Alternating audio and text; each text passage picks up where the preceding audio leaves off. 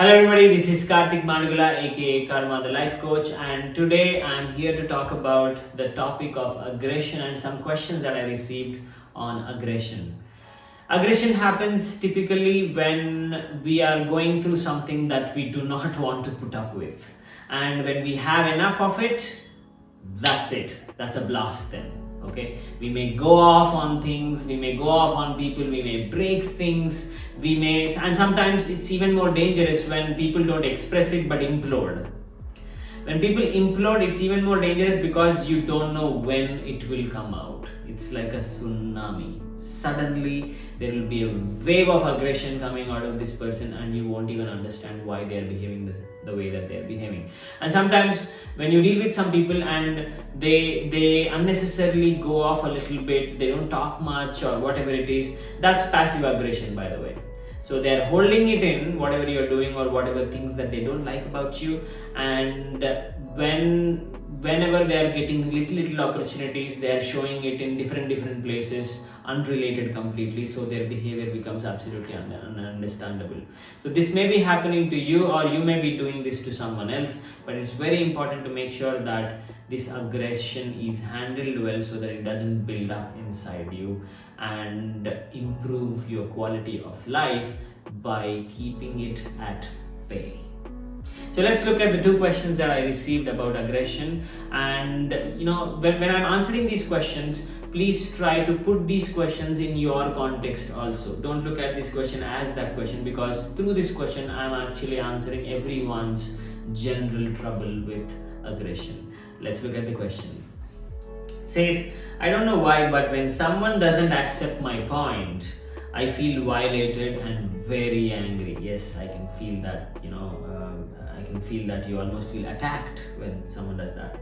I start quarreling and sometimes things get bigger. Obviously. I know this is not good, but I'm unable to control this anger. What should I do? Okay, got it. So here is the thing. What is happening is you are very attached. You're very attached to what you believe is right. Everyone has a set of ideologies that they have developed on their way in life, and all these ideologies we are majorly grasping from somewhere. We are seeing from things around us, we are observing from media around us or content that we consume or wherever. We basically develop a set of ideas that this is right behavior, this is appropriate, this is how it should be. So when you have these ideas and when you're strongly attached to them, the problem is that you forget that other people can also develop their own ideas in a different direction. And what is to be understood here is this particular piece here. This is everyone's real estate for themselves. So they are allowed to have their own opinion. They are allowed to have their own understanding of things. They are allowed to believe the political party that they believe in. They are allowed to believe the ideology that they believe in.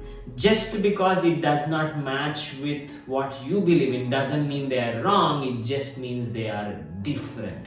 And that's where the most important piece lies.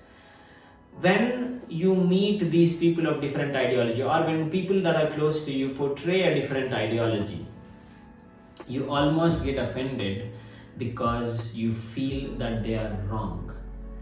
And that's wrong, because they're not wrong and they're just different. Let's note that point again. They're just different. Even if you want them to change their perspective, you will not be able to affect that by thinking that they are wrong, because if you think that they are wrong, you will fight with them. If you think that they are unfortunately misinformed, you may sit with them for informational debate and at least settle in between.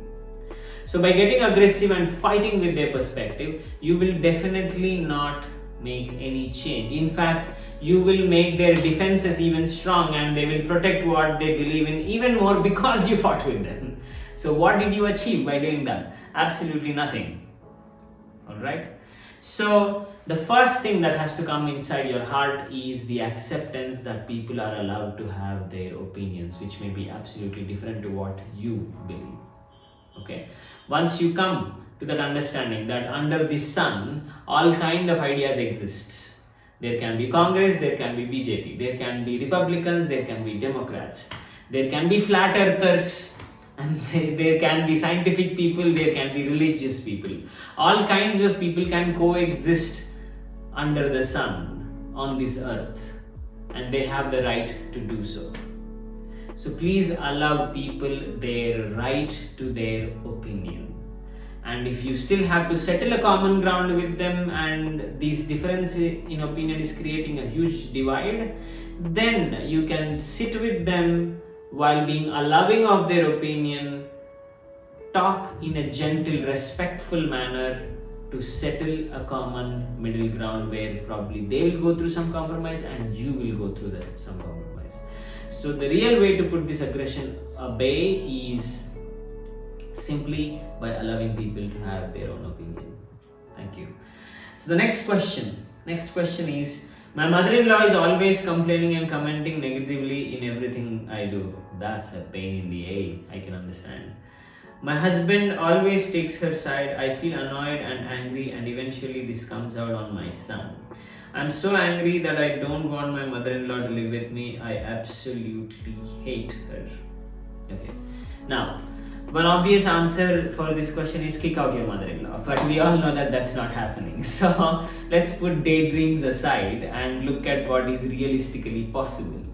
What is realistically possible is somehow you have to learn to live with her, and it looks like your husband is not taking your side on this matter, so he's not coming to your defense, or he's not going to be of much use.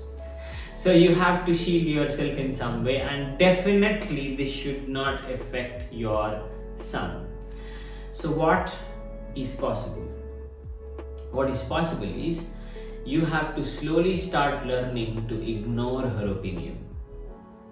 So there will be many aspects in which you will clash with her, and some of them you will unfortunately have to implement even though you don't believe in it or even though you don't agree with it. So have a compromise mechanism inside your head. When you have a compromise mechanism, what you're doing is you are looking at what is the most important things in my life and what is not that important. And typically you will see that generally only 20% of the things are very, very important, and 80% of day-to-day things are not that important. And that's where something like Pareto rule comes into play. What a Pareto rule, it's a statistical rule by the way. What it states is, simply put, 20% of your decisions bring you 80% of fulfillment of life, and 80% of your decisions bring you 20% of fulfillment of life. So this 20% decisions will look like long-term, high-value, high-impact, high-worth decisions, and 80% of decisions will look like short-term, low-value, low-impact stuff. So for example, how much mustard should go into today's curry? It's a very short-term decision. You don't have to make you don't have to make a big fight out of it. But something like which school my son will join, that's a long-term decision that's going to affect his life for 12 years. So if your mother-in-law is attacking that decision, you definitely should push her back. But you should not fight her on the mustard. So the simple point that I'm trying to make here is pick your battle wise. If you fight on everything, you will lose everything because you won't be focusing on the most important things.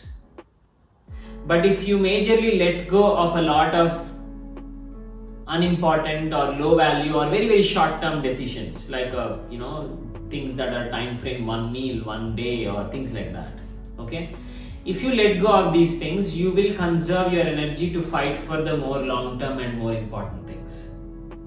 This way, first of all, you'll actually reduce the number of fights, because you're saying 80% of my life I'm happily compromising because they're not that important for me. Now comes the 20% that you have to, by tooth and nail, fight for and preserve. And when you compromise on the 80%, what will happen is that other person, your mother-in-law, will see that you are not fighting with her anymore, and it's possible that when you fight for the 20%, she lets you go. And even if she doesn't, you can still anyway fight. But still, we brought down the number of fights significantly to a low number. And that way you can keep peace at home and even inside your heart. I hope that was helpful. So please make sure to only wage the war and not fight every battle, because if you fight every battle, you will lose the war. I hope that was helpful. Thank you so much for watching. Please comment your questions if you have any, so that we can answer those questions in the next videos. And please share this with anyone that you think maybe for them it is of use. Thank you so much. Please like, share, comment and subscribe so that this can reach to more people. You have a beautiful day.